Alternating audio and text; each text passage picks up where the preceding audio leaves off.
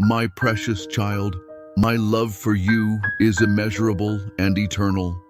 I chose to endure the cross because your life is priceless to me. Every drop of blood, every moment of pain was an act of love to bring you close to me. Nothing in your past or present can diminish this love.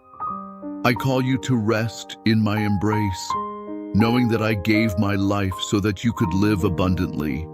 My love is not fleeting or conditional, it is everlasting. When doubt creeps in, remember my sacrifice. When fear threatens, remember my promises.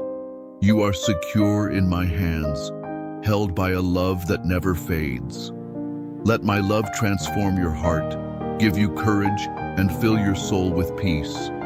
I am Jesus, and I love you beyond measure, now and forever.